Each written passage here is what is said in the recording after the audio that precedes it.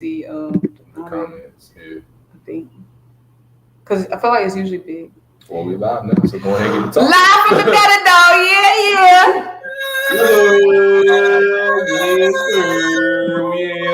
What's up, Jason Winningham? Yes, it's been forever. Like forever at this point. Right, Big Play Slay. What's good? Big here.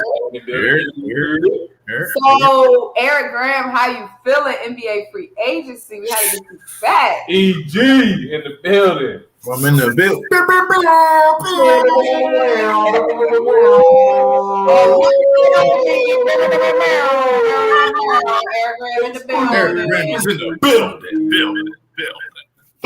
It's a lot going on. Lakers flip their roster. The Bulls talking about doing a little something. The Heat talking about we're gonna run for this championship. I think Kyle Lowry, that addition is like really key. A lot of people don't, but I do. I think Kyle Lowry is something real nice. I haven't seen much from the Brooklyn Nets, but I mean, when you got that three-headed monster, I mean, it's like whatever, you know. So, but really, you know what I'm saying, the Lakers, the Heat, and the Bulls is what I'm looking out for. You know, Lonzo Ball and DeMar DeRozan and Knicks got Kemba too. And the Knicks got Kemba. And the Knicks got Kemba too. Yeah, that's actually really key too. I thought, you know, in the playoffs last year, when they ran into the Hawks, you know, I always kind of knew. I was like, Julius Randle, you know, he's nice in the regular season, but not a first option type of guy. Or at least, you know what I'm saying, they're going to need a second guy to get them consistent points, and they got that with Kemba. So, you know, I think they'll do similar, you know, to what they did, if not a little bit better this year in terms of playoff seeding. And if they run into the Hawks again, maybe it'd be a different story. Maybe they don't win the series, but maybe they just make it a little bit more competitive. Because what was it, like 5 games? Yeah, maybe they get beat 4-2 instead of 4-1. I mean, that's pretty much what I'm saying. Maybe you get them a game there, but it's not going to give them a series.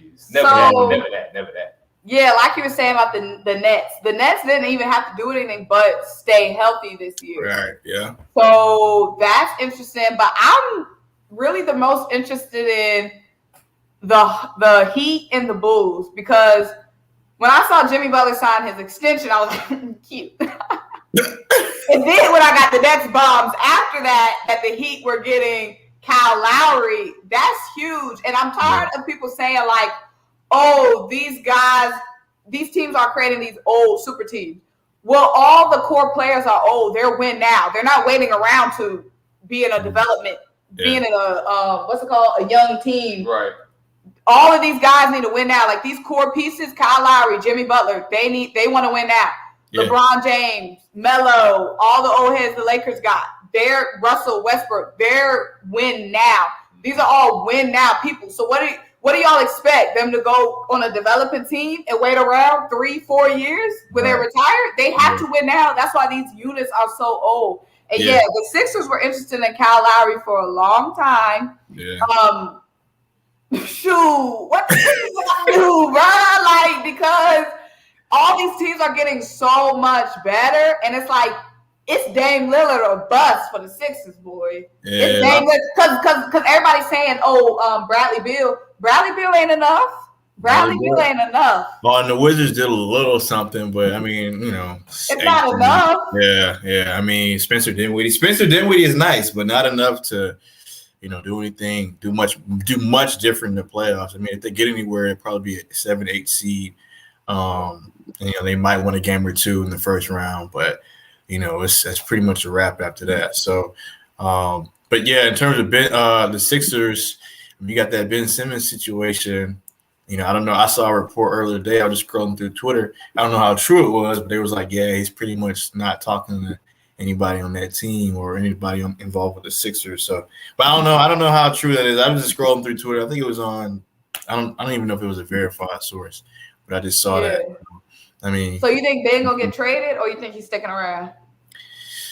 I don't know. It's a huge question mark. I keep seeing, you know, reports talking about, you know, him getting traded or things leaning towards that. Mm-hmm. But I think I saw a report where somebody was trying to trade for him, but the Sixers were asking for like a ton of stuff. I'm just like, all right, if you're gonna trade this guy, like you know what I'm saying, you got to scale back your price because you don't have a jump shot, and everybody saw that. So, you know what I'm saying? So it's like, but, you know, if you stayed, and it's like, you know, that relationship is kind of, you know, a little hot right now. So, right, a little botched. Yeah. So, and then if you trade him, like, where are you going to trade him to? You know? So, like, who like, if you're going to trade him, where are you going to trade him to? That asking price has got to come from up here down to, like, here, you know what I'm saying?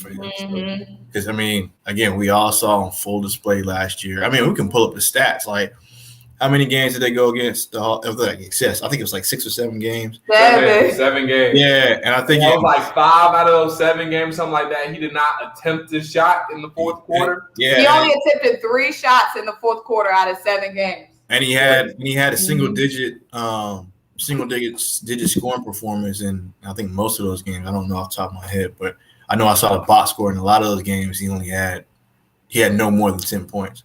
And it's like, dog, you are 6'10", you know, big as you are, like, at least, bro, like, you know what I'm saying? Just like, you scared to bully up.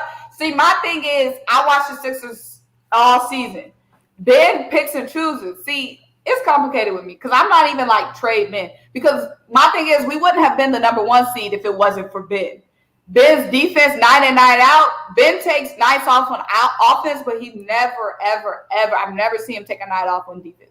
So we can't, as a team, negate the fact that we wouldn't have been where we were without Ben. It's like a gift and a curse, a rose and a thorn, as you will. We wouldn't have been there without Ben.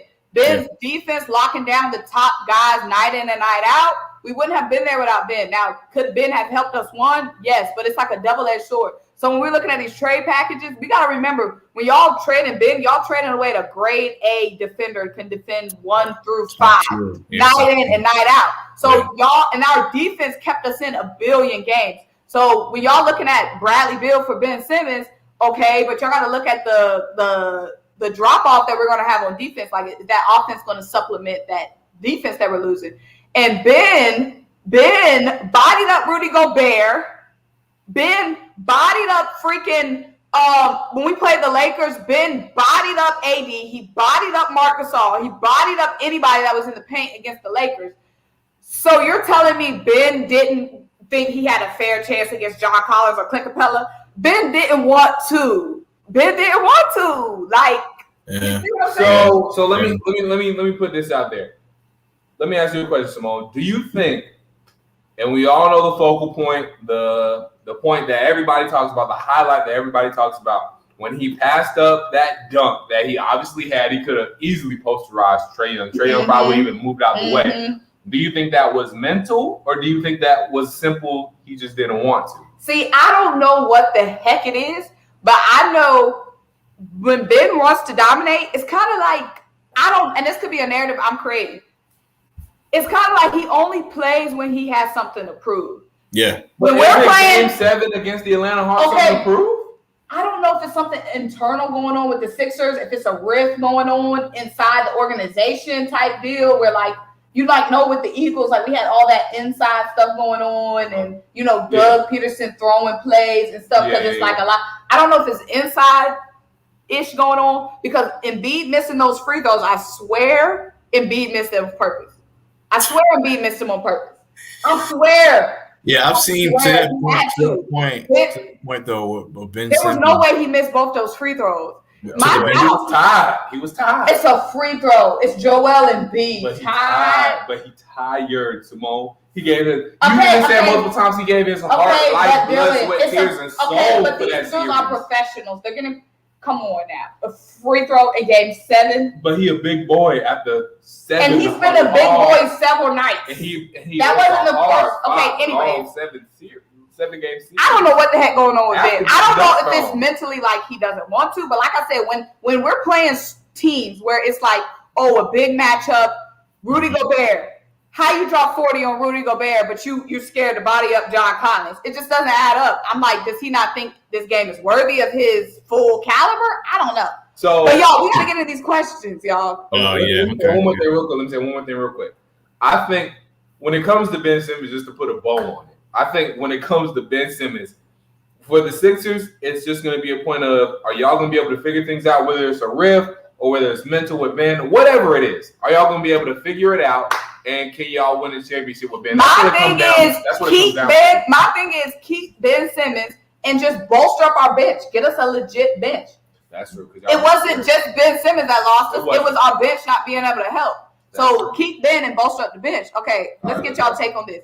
How y'all feel about the Bulls? In my opinion, they're looking nice right now. Go ahead, Eric Graham. You haven't talked. I think they are at most a 4 seed, which, I mean, that's not.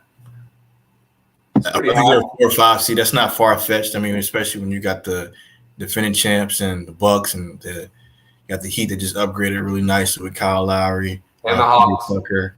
I was gonna say the Hawks, but then you got the Nets, obviously. So I put the Hawks at like a 4. Put the Bulls at probably like a 5, 6, at most 4 seed. So they're looking pretty nice. And, Lonzo Ball, he's straight. He's still, he's developing a jumper, but it's still not, all the way there. It's getting there. His 3-point percentage kept going up and up and up last season, so his jumper's getting there. We got to see over the full season, but I mean, I said Lonzo. The Bulls got Caruso. They got Lonzo. They got Kobe White, DeRozan, Zach. So Kobe White's getting traded. Is he? Somebody got to go. I mean, I don't know. They still got that pure shooter, Zach LaVine. Yeah. So he's not going nowhere. I'm saying it's too crowded. Yeah, it's a lot of guards. Well, I mean, they're putting DeRozan at the 3. So true. Yeah, so you got Lonzo at the 1, LaVine at the 2, Rosen at the 3, and Kobe Kobe White could just be a backup. Yeah, he come off the bench. Him and Caruso come off the bench. They're both kind of combo guards. Yeah. So they can complement each other out. Yeah, and they can probably. I bet they'll have a lineup with Lonzo, Caruso, and Kobe White on the floor. They'll figure something out. They're gonna figure something out. Yeah, so it's enough. They worked that out. I think it's enough scoring, and Lonzo can be more of a distributor. I think because he's a natural distributor. He's kind of developed his shot. And we can't forget about Vucevic either, big man down low they got from Orlando last season. He's right.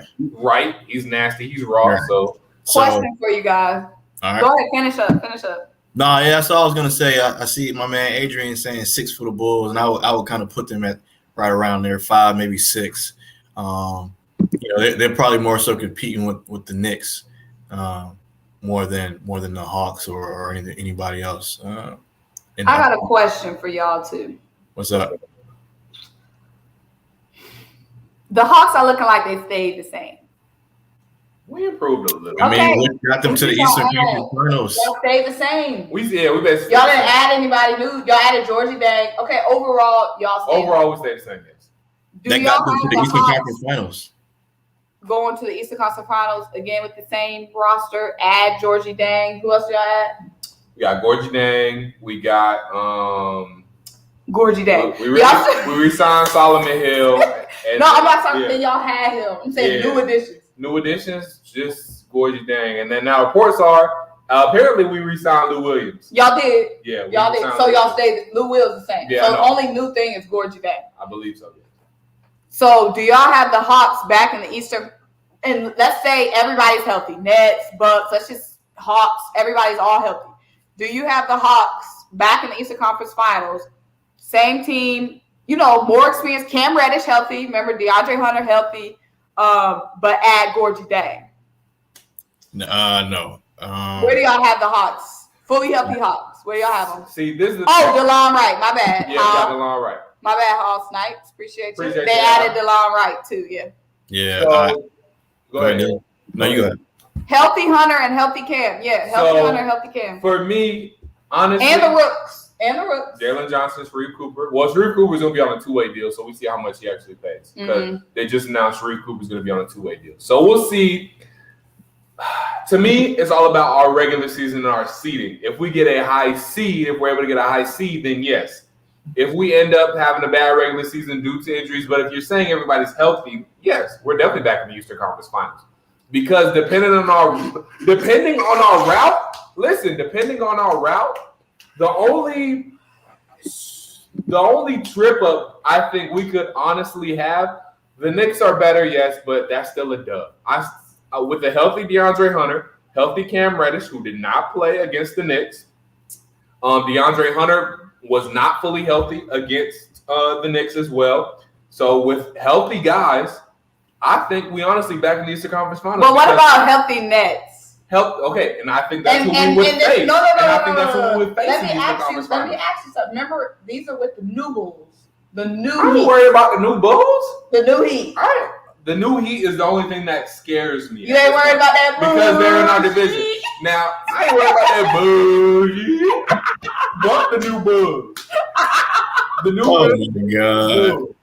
They're going to be a little bit better, but they still some bull to me. The only thing that scares me is the new Heat, because the new Heat are still something serious. They still got dogs on that team. They kept their same core and added pieces around that same core. They still got Jimmy, still got Tyler Hero, still got Duncan, still got Bam, and they added Victor Oladipo and Kyle Lowry, obviously. And PJ So Tucker. the new Heat are the only thing that scares me, but our questions of how we match up with the Heat will be answered very soon because we are in the same division as the Heat. We'll see them 4 times, so we'll know exactly how well we match up with the Heat by the time the playoffs come around. So I definitely see us still in the Eastern Conference Finals. We can make it back. Here's a key, though. Let me get Eric's take. Go ahead. Here's a key. So I predict more of a because Eric, the golden ticket, Eric predicted the Bucks. Yeah, I did. But Dylan also predicted the Hawks too. I gotta give him some credit too. On the live, I gotta give him credit on the live. He also predicted the Hawks. But I also did predict the Bucks. So you did. You gotta give your flowers for that, yes, sir. Yeah. But I'll say this year's Eastern Conference Finals is probably gonna be the Heat and the Nets. Again, assuming everybody's healthy, the Heat and the Nets. One thing that I will take away from the Hawks, they got the same team, yes, but they're doing this. They're taking away the unnatural motion rule or whatever. So like, yeah, the fouling, yeah, and that's a big part of Trae Young's game. He's still gonna ball out. I ain't worried. Well, I agree with that, Eric. But then you gotta remember that's a big part of a lot of people's games. Exactly. LeBron, James Harden, Joel Embiid. But especially Trae Young, because like he draws him and James Harden they go to the foul line a lot based off those kind of you know what I'm saying unnatural emotions, and they're gonna take some of that stuff away. So it's like, all right, you got to adapt your game. I'm not saying that. All of Trae Young's game, that's all of James Harden's game. That's a big part of their game, and so you take away a few of those foul shots. That's points that in close games go to the other team, right? So that counts, especially in the playoffs. Yeah. So I think a situation like that can really affect the Atlanta Hawks, thus affecting them. Ultimately not getting to the Eastern Conference Finals, in my opinion. But even if that rule was still in place, I still would have the Heat and the Nets, again, assuming everybody's healthy and assuming everybody gels, I have them in the Eastern Conference Finals over the Hawks. Okay, let me get into some of these questions. So let me go to an older question. So Young Daz said, agree. Hawks, Nets, Sixers. If they bring Ben back, it's the same team. Just about. Sixers bench got better with Drummond and Niang signings for what they replaced. Did they really get better with Drummond though? They need to do a lot more than Drummond, because our biggest problem was scoring off the bench. And is Drummond bringing more scoring off the bench than we had before? That's good. Use off him. The bench, but he bring you some boards. Yeah, he's bringing some rebounds, but Dwight Howard got us rebounds with them shoulders. Facts. Nobody was coming up close to them shoulders. Yeah. So our biggest problem was scoring off the bench. We brought Danny Green back. We let George Hill go, which is like, okay, George Hill wasn't bringing that much, but we need a lot of Ben. Like I said, Ben Simmons is not our biggest problem right now. That's the easiest finger to point at. Where's the camera? That's the easiest target. Our problem is scoring off the bench. That first half against the Hawks, I don't remember which game it was, we had 0 points off the bench. The Hawks had 30-some points off the bench. We have to shore up our bench. I'm good with Ben Simmons if we can bring in some role players off the bench. If we can get some good scoring off the bench, Ben is the least of our problems. Ben is then a luxury good because, like I said, we can keep that. If we, let's say we still have Tobias Harris, we still have Seth Curry, we still have Danny Green, we still have Joel Embiid. Our starting lineup has never been the problem. It's been our bench unit. So if we keep Ben Simmons and Ben Simmons still being able to lock down teams' number one defenders, because when y'all are looking at these point guards y'all training Ben Simmons for, that's not a switcheroo and then boom, we hit the finals. We got more worries than Ben Simmons not filling up the offensive stats. Because how you feel about you talking about scoring off the bench? What if you guys kept Ben and got like Dennis Schroeder? How you feel about that? He costs him too much, though. You asking for I like Dennis, but is Dennis gonna want to come off the bench knowing him? Dennis not gonna want to come off the bench. Did he pitch a fit with the Lakers when Brown was trying to bring him off the bench? Yeah, I mean, I'm just hypothetical. Yeah. I like Dennis, but he's costing too much for us. He's wanting now. At this point, he might be taking less because he realizes he's not getting that much. Right. But asking for 100 M's, like, come on. Right, like, dude. Where, Dennis? Okay, somebody made a good point here. Okay, here we got a new question. There has been rumors about Colin Sexton getting traded. Personally, I want us to trade him. I guess he's a Cavs fan, but I don't think he's worth us paying him that much money. I don't want us to trade him, but I don't think he's worth that much money. So keep him or no. What y'all think? Y'all better keep Colin. Y'all might as well. Who else is out there better to get? Cleveland a wasteland right now. Kyle Lowry gone. I mean, I guess if y'all wanted to maybe trade Colin Sexton for Dame, but I don't think Portland will want to do that. And why would Dame? Yeah, why would Dame want to go to Cleveland what they got right now? Just go ahead and pay Colin Sexton. Just pay him. And honestly, Colin Sexton is not y'all problem. Y'all don't have any help around Colin Sexton. So I don't think he's even the problem. Y'all just need to get some better people around him. I mean, Jarrett Allen is a nice piece. Y'all got rid of Drummond, obviously. So put some talent around Colin and then come talk to us. I'm saying, right? Who's his running mate? I forgot. Oh, Darius Garland. So I mean, Sexton and Garland, two young dudes. Yeah, they're young, still trying to figure out their game. I mean, like I said, I don't think Colin Sexton's the problem because when I remember the Hawks playing the Cavs this season, Colin Sexton was killing us. I don't think he's the problem. I think it's what's around Colin Sexton is what's the problem. Yeah, if I'm the Cavs, I would give them at least 2 more seasons. I wouldn't trade them now. Colin Sexton looking like the cornerstone to me. I'm saying, him and Jarrett Allen. The cornerstone for Cleveland, it probably is him right now. Yeah, unless you trade him for, like we just talked about, like Dennis Schroeder or something like that. Right? Yeah. That's a sure vet. Right. Over some questionable growth with Colin Sexton, but I mean, I would take Colin's potential upside over Schroeder. Just pay him. Who else do y'all have to pay? Nobody. You're right. Yeah. That money got to spin. Yeah. Right. Y'all got to spend a certain amount of cap space, and I don't think y'all spending that much now. So go ahead and just blow that bag. Because nobody's coming to Cleveland. Like, yeah. Right. Exactly. Except Jarrett Allen, but like. Yeah, because there's on a rookie deal. You got Jarrett Allen and Colin Sexton to pay. That's about it. So speaking of, and this is backtracking, but help off the bench, talking about Buddy Hield might have been another option for you guys for the Sixers, but I'm kind of backtracking. Yeah. Where did Buddy Hield end up going? He didn't go anywhere. Yeah, so he's still in Sacramento. Yeah, I know Buddy P. Buddy thought he was going to the Lakers. Buddy thought he was going to the Lakers. They said, "Nah, Buddy, you stay in Sacramento." Buddy Hield, I love Buddy Hield's game. Buddy Hield, I wanted him to come to the Sixers before. Yeah, you said that last year. Yep. Is Buddy Hield won't come off the bench? Well, honestly, we could bring Seth off the bench and put Buddy Hield in at the 2. Bring Seth off the bench. That's true. I like Buddy Hield, and then we got Seth Curry coming off the bench. And that's good firepower off the bench. Another one of our problems, though, Eric Graham, is our front court. Now we short are coming off the bench. Now, everybody in Sixer land, in my subscriber land, want Tobias Harris gone. What? They like Tobias, but not for $34 million a year. Getting paid a lot. Toby's getting paid. And so we can't get bench help and stuff because Tobias is sucking up that $34 million a year. I mean, okay. Now let me say this. Now, our front court last season behind Joel Embiid and Tobias Harris was Dwight Howard and Mike Scott. So that's a huge fall off. Like I said, everybody want to point fingers at Ben.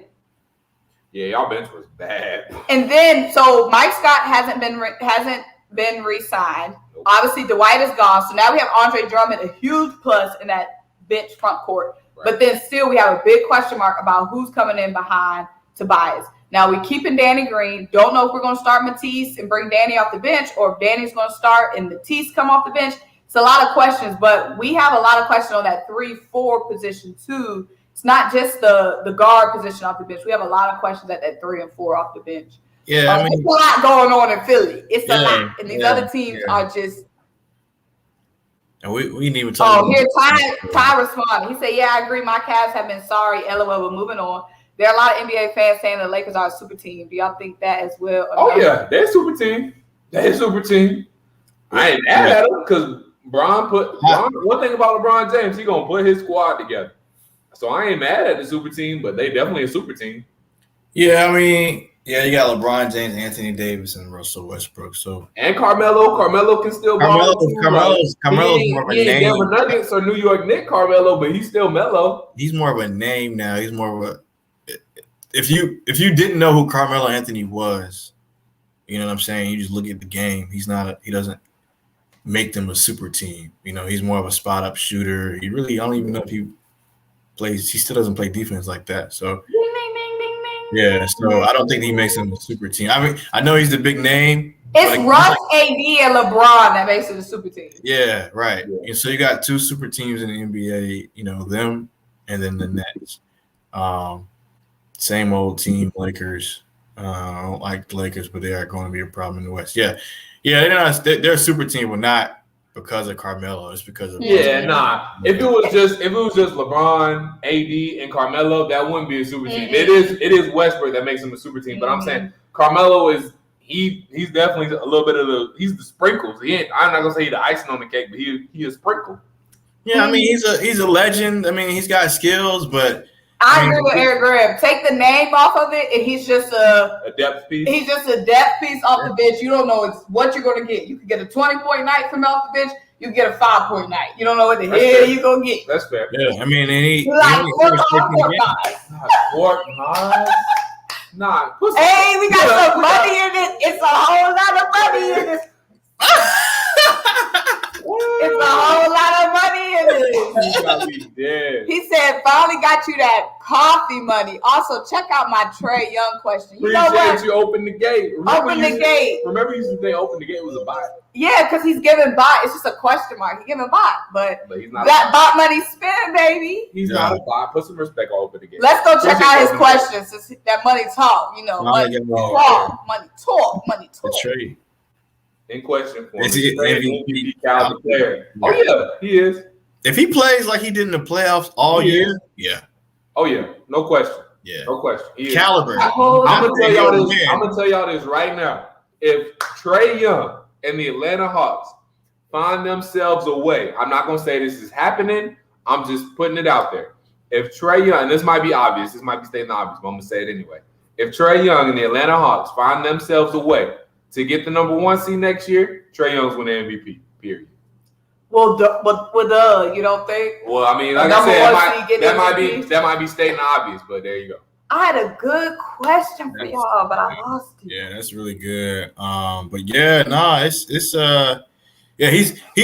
definitely he got that MVP in him. Yeah, he definitely proved me wrong. I remember we were having a debate last year about him versus Luka, and I still think Luka's better. Don't get me wrong, but I didn't know Trae Young was as good as he was, and he kept showing up like game after game after game after game. And really, honestly, the Hawks probably could have been in the Eastern Conference Finals, or at least took that to 7 games had Trae Young not got hurt. If Trae Young didn't get hurt, we probably in the NBA Finals. That's what I mean. I say Eastern Conference Finals. And then y'all are missing 2 guys, Cam Reddish and DeAndre. That is kind of scary. Exactly. So Cam, I mean, it was only 1 game. I'm not saying he would have done this every single game, but Cam did ball out, and he almost by himself pulled us to a game 7. So I'm not saying he would have done that every single game by any stretch of the imagination. It could have been a 1 game thing. But anyways, if Trae wouldn't have got hurt, I think we honestly go to the NBA Finals. And 2, if Giannis, y'all might call me crazy, But if Giannis doesn't get hurt, I think we actually win that series. I think Giannis getting hurt for that series alone, because he was acting totally different in the NBA Finals. He acted totally different. But I honestly think from a matchup standpoint, it was better for the Hawks when Giannis was in the game. I think it actually hurt the Hawks that Giannis was out of the game, because we didn't have an answer for Jrue Holiday. Chris Middleton was cooking us constantly. And I think Chris Middleton being able to be the focal point of that offense hurt the Hawks and helped the Bucks, because I think we didn't have an answer more for Chris Middleton than we did for Giannis. I wouldn't say he's the focal point, but I would say he's.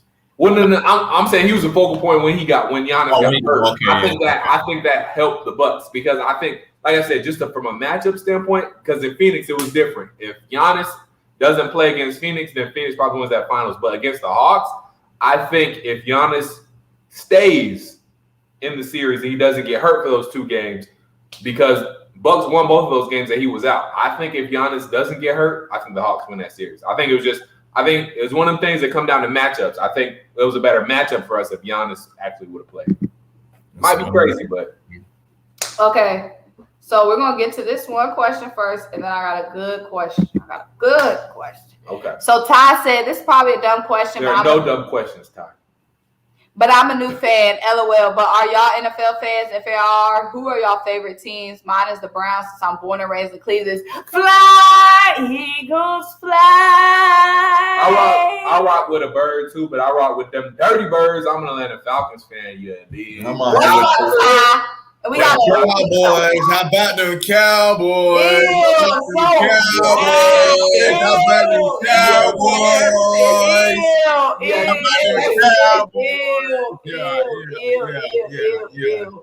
So I'm an Eagles fan, bleed green, baby. I'm actually, and I think Dylan is more of an NFL fan than NBA fan. No, I'm definitely. You're more NBA? I mean, I love them. I can't pick. I love them both. If I had to choose one, I will honestly. Oh, that's hard. I love basketball conversation. I would pick the NBA. I think the basketball brings more conversation, but I think the NFL game is just.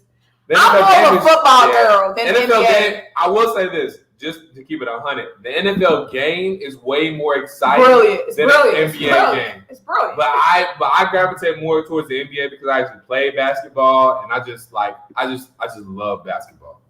I love football too, but I just love basketball more. Yeah, but that answers your question. What about you, Adrian? In more recent years, I've leaned towards basketball, which is kind of funny because I'm a huge Cowboys fan. Ew, just so disgusting. Yeah, nasty. But I love the game of basketball. Just it's just a lot more fluid, and I don't know, man, with the way basketball is more of an art. Yeah, I'm about to say basketball is an art, bro. Yeah, and more of a sport, but basketball is definitely more of an art. Basketball is a craft, bro.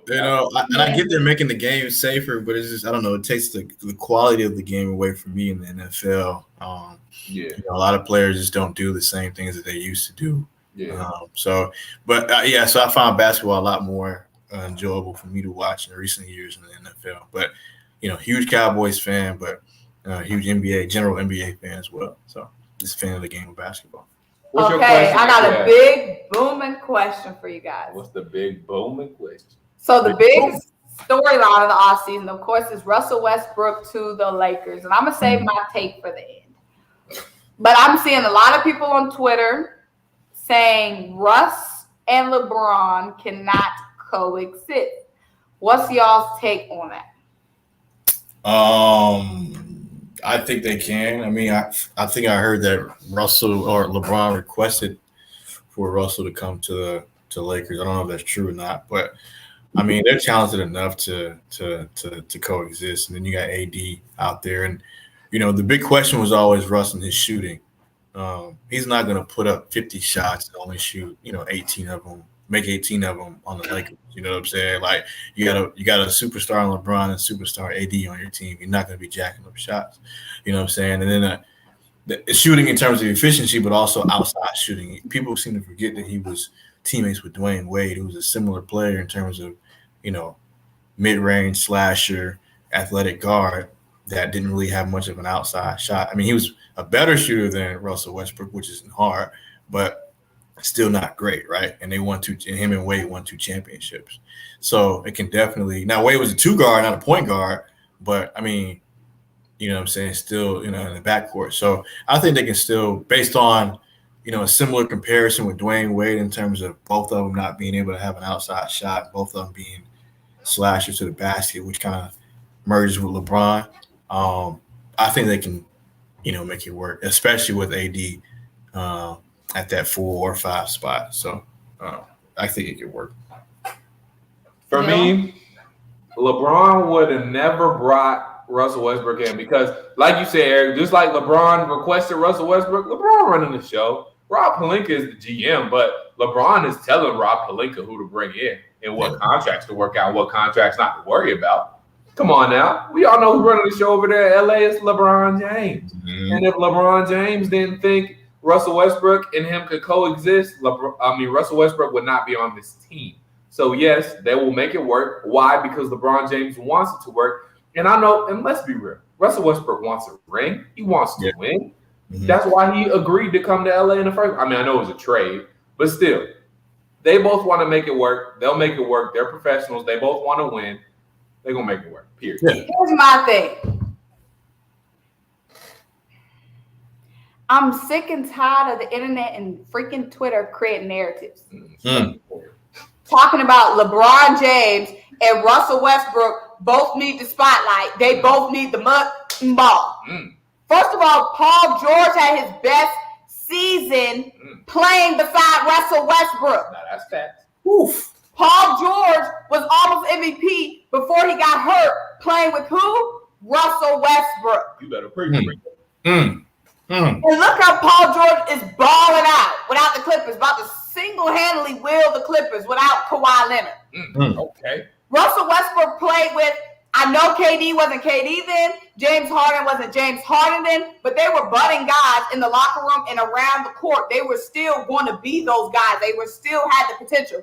And Russ was able to share the stage with those. And if it wasn't for LeBron James, they would have made it. They would have won it.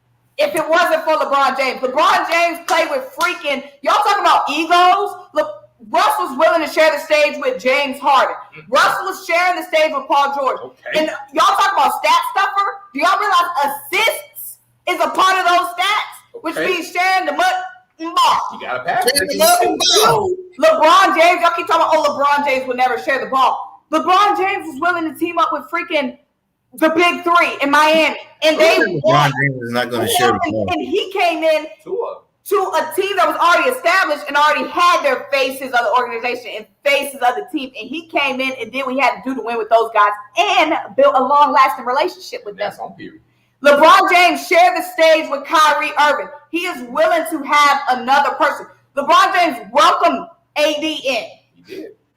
Y'all saying he can't share the stage? All he's ever done was being willing to share the stage. And Russ did the same. Y'all keep talking about Russ can't play with anybody else. Then how did Paul have his best numbers playing with Russell Westbrook? Y'all keep creating these narratives saying these guys, they want to be the big guy in town. Then why are they willing to share the stage? And nobody's ever complained about Russell Westbrook. But who? Fans. You never hear any NBA players run off the mouth about Russ. You never hear anything about Russ but his cute kids on the internet. Like, who said Russ is a locker room?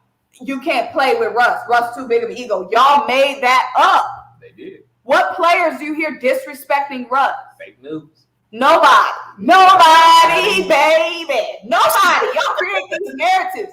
Thank you. Open the gate. Preach. Yeah. I'm gonna do that. He's disrespecting. He does. Everybody has flaws, but y'all keep creating these narratives that don't exist. They don't. Yeah. Appreciate you, J. Mar. You know what I'm gonna do? Y'all know what I'm gonna do. Because they keep creating these narratives on here, Eric Graham. You haven't been on here in a minute. They keep creating these narratives. Y'all better stop. Won't preach it. Just say something negative about LeBron James. And I don't even come out of pocket. But I just hate when people are disrespectful. Who's created this narrative about Russ but the media? Nobody. Do you hear anybody coming out the pocket about Russ? And like I said, how would Paul George, a now superstar, a guy that almost y'all seen Kawhi Paul, what he did without Kawhi was incredible. And I'm not a fan of Paul. I don't like Paul for all that drama he created and what he did to the family of the Rivers. I don't like Paul, but I'm giving respect where respect is due. Paul was incredible. Yeah. And he had his best numbers playing alongside whom? Russell Westbrook. And y'all want to talk about stat stuff for what the hell he's supposed to do with OKC? Ain't nothing going on but triple doubles. Who else was going to put up them numbers? Not Steven Adams. Exactly. Like, who else was going to put up those numbers? Y'all talk about stat stuff for what the heck he's supposed to do? Just lose and not get stats? They were going to lose regardless. He said, if I'm going to lose, I'm going to lose after triple double. Triple double or not. Right. It was a wasteland in OKC. What was he supposed to do? Just lose and not get good stats? Andre Y'all acting like he threw games away. He gave 110%. Y'all, no. They act like his triple doubles are keeping the team from winning. They weren't going to win a championship regardless. So Mans isn't supposed to get his stats. He's the best player on the team. He said, at least let me secure a bag. Them coming for Russ's triple doubles, like him being a ball hog, hindered OKC. Somebody had to score. Somebody had to do something, exactly. Somebody had to make some shake. Oof. Oof. Ooh, what's next? What's next? It's high in here. All right. Because Adrian, they stay creating these narratives. Y'all better stop for Big Mom. Get him. Yeah, right. Like I said, all y'all do say something about negative about LeBron James. I don't even defend LeBron. I'm defending Russell Westbrook. Who is now on LeBron James' team? I've always defended Russ. I was originally originally an OKC fan. Y'all forget that. You were. Y'all forget that. Me and my mama, OKC. And you used to hate LeBron. And I used to hate LeBron. But now look, they're on the same team now. Yeah. Now they're on the same team. What's our next topic? Let's see. Yeah, I don't know how you follow. I don't know how to follow. I got a good spicy one for y'all. Okay, so if I say good, I don't have a dissertation. No, I don't even have a take. I don't even have a take. Okay. Spicy take. What is it? Let me set the stage. Uh-oh. So Chris Paul, the point guard. Whoa, God. So it was, the Suns. It was a couple of times where Chris Paul turned the ball over in kind of critical moments where, the momentum was in the Suns' favor. Mm-hmm. D-Book is young. That's the only reason why I'm not coming for D-Book. It's not a lot of turnovers. It was just the moment when it happened. It was the worst possible time. The Suns starting to eat up on the deficit, starting to, get back in close. And then it's like, dang, turnover. Momentum back in the Bucks. It's not even like a lot, but just the timing was just incredibly bad. Facts. Do y'all feel the same way about Chris Paul after the Bucks? Mind you, that was the biggest stage Chris has ever played on. Yeah, I still feel the same way. The Suns aren't there without Chris Paul. Like, I still feel the same way about him. Did he have some turnovers in bad spots? Yes. Did he cause his team, I'll say maybe one game? Yes, with that bad turnover. I think it was in like game 4 or 5. I can't remember exactly off the top of my head. Yes, but again, Chris Paul the Suns are not there without Chris Paul. And I will have to give Chris a little bit of benefit of doubt. While he is a veteran, he's been on almost every stage before. That was his first NBA Finals. We got to give him that. That was his first one. We can't expect him to be perfect in the NBA Finals.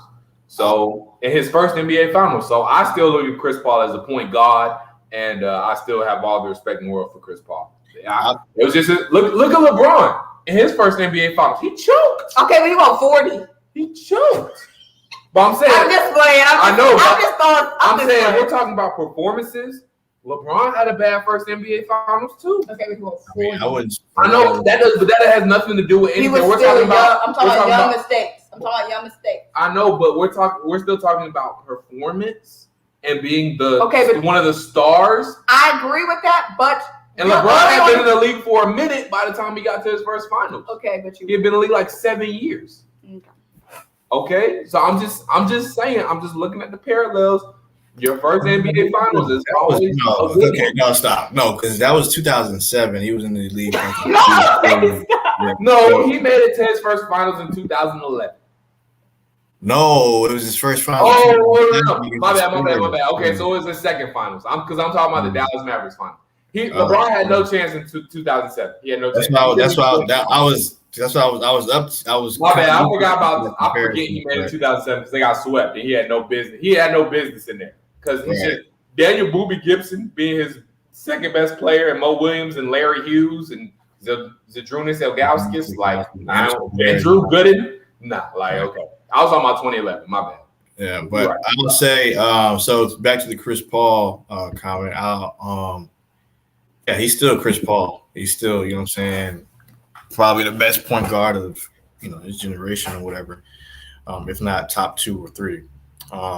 That finals performance doesn't negate that. I will also say it was his first finals, but I won't really discredit him for that. I'll say he did come off of COVID, which I don't know how serious it was, but I'll say he came off of COVID.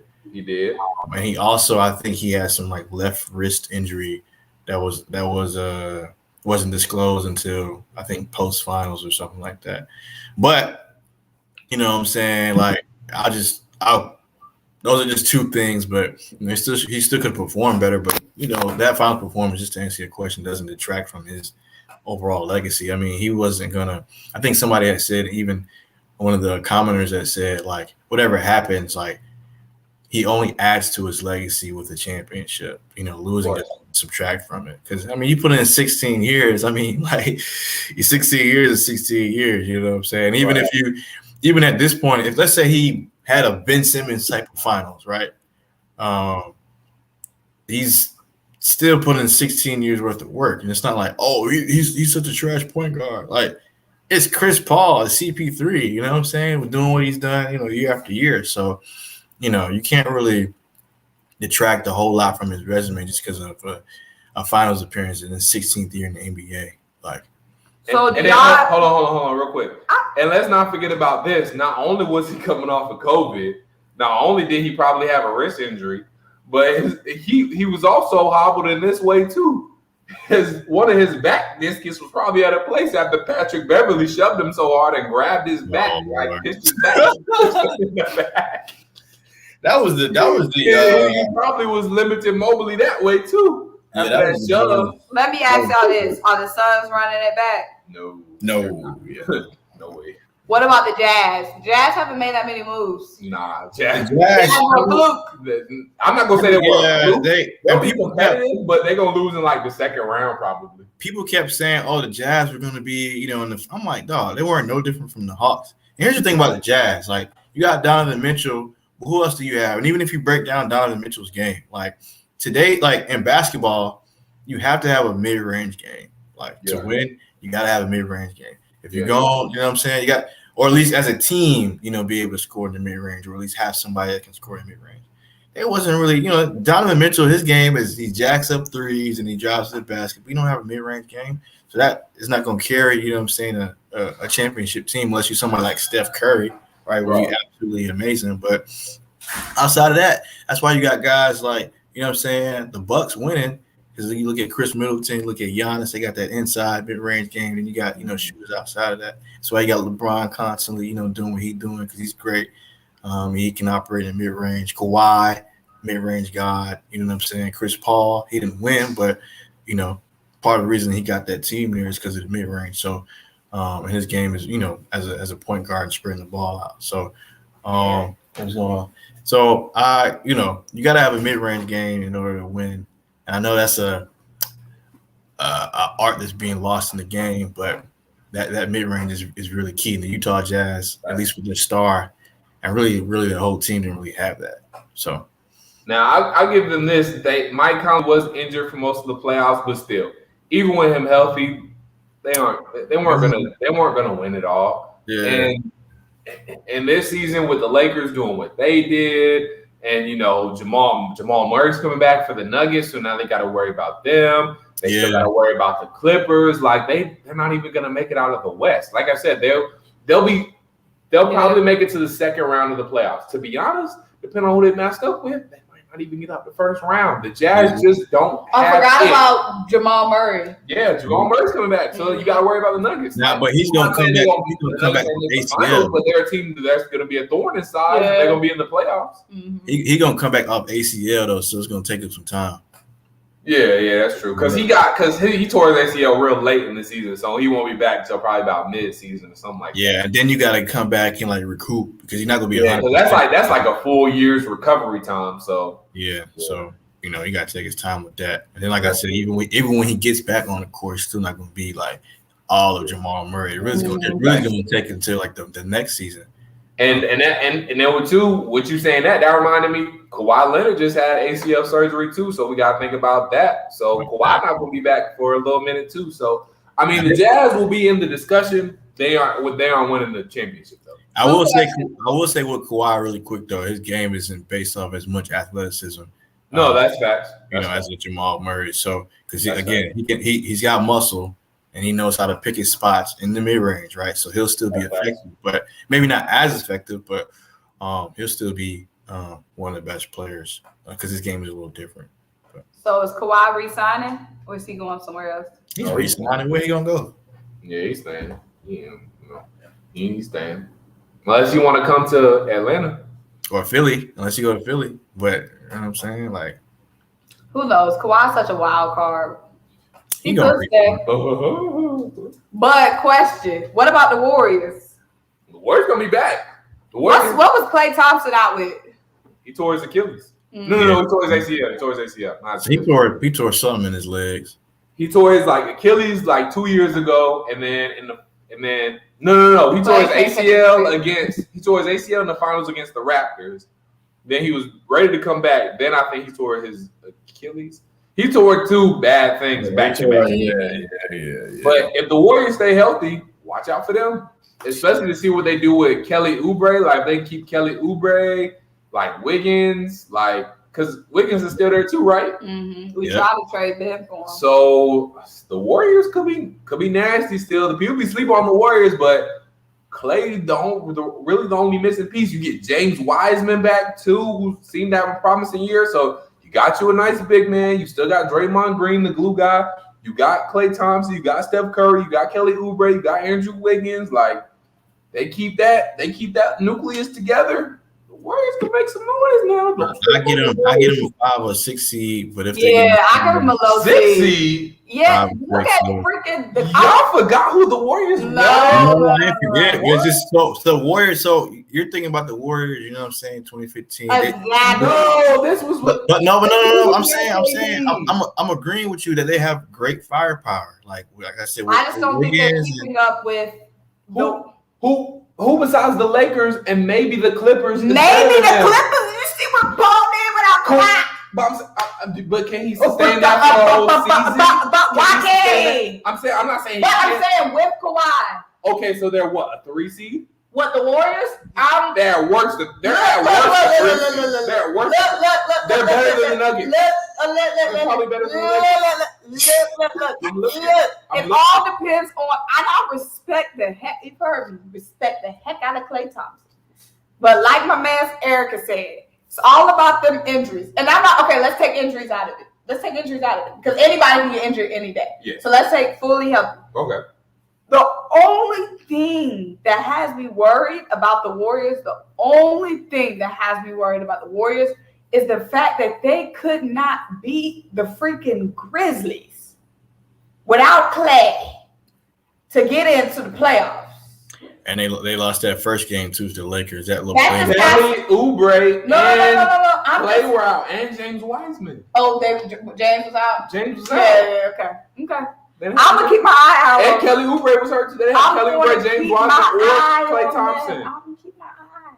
Yeah, I mean, again, in a 5-6 seed isn't bad. Like, you know what I'm saying? I think that's heavily. I just think it's recency bias. We haven't seen the Warriors in so long. I think we forget when they're fully healthy what exactly they're capable of. Who else in the West got better? The Lakers got better, obviously, and that's about it. The Clippers haven't done anything. The Portland Trailblazers arguably have gotten worse because they lost Melo. You love Mellow, boy. No, I'm saying, but the Blazers haven't added anybody. The Grizzlies haven't added anybody. The Nuggets, are going to get Jamal Murray back, so they'll be better. But I mean, all I see is the Lakers and the Clippers. You can make a debate for the Nuggets. Not what about the Suns? Where you got them? The Suns will be there. They're maybe a 4 or 5 seed. The Suns are going to take a big dip to me. Yeah, I think the Suns take a big dip. The Warriors are going to shoot up, though. I see the Warriors, no, absolute lowest. I see the Warriors as a 4 seed. Absolute lowest. You got a good point. But, I mean, Clay also isn't coming back game 1. He's going to take, I think, a few games to come back. Maybe 10 to 20. And that'll affect, seeding. And then when you get him back, you got to still get that chemistry going.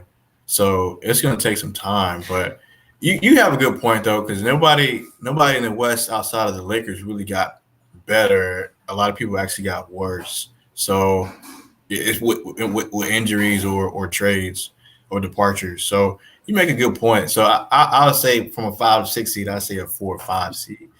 Yeah, I can agree with that. I mean, you make a good point. Again, this is assuming everybody once injuries comes, once they get over their injuries and gel back. I think a 4 or 5 seed is about right for me. So yeah, good point.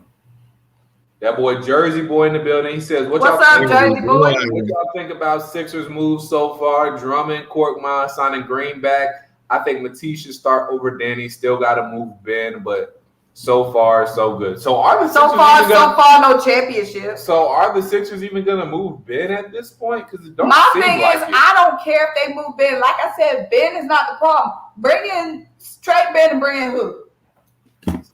Bring in who? Bench is the problem. Ben is not the problem. Is Ben a problem? Yes, everybody's a problem. Ain't nobody a perfect player. That's why it's 5 of them out there. Everybody has a part of their game that's not 5. That's why everybody plays a role. Right. Take out Ben and bring in who? The bench is our biggest worry. Mm-hmm. Bring in who? Dame? And we still ain't got no scoring off the bench. And the defense is not as good as Ben, and we still not scoring off the bench. Okay, and then look, we bring in Dame, we got to trade more than Ben. Yeah, you're gonna lose the little bit of depth you do have, because with Ben, you're probably gonna have to give up Shake Milton as well. I'm just saying, it's not just trade Ben, boom, championship, problem solved. Yeah, it's stuff you gotta adjust for. Ben, we still have to manufacture and make up for that defense we're losing, because who off the bench is going to be making up for Ben's defense too? Nobody, baby. I'm saying, it's like, I feel like Sixers fans is having in mind, trade Ben, boom, championship. It's a lot more that goes into it, and we got to bring in more. Okay, we bring in a star. Let's say we bring in Bradley Beal, dropping 40, but still giving up now 20 on his head, versus Ben locking down defense, and then still too, Bradley Beal and Embiid is not enough. It's not enough. If we're talking about fully healthy teams, it's not enough to beat the Lakers. It's not enough to beat the fully healthy Nets. It's not enough. It might not even be enough to beat the Hawks again. I'm just saying, like, people think it's trade Ben, boom, bring in Bradley Beal, boom, championship. That's not it. No, it's not. Still a lot of other areas to bring up, to shore up. Look at the teams that make it. They have firepower everywhere. Look at the reason why the Hawks beat us.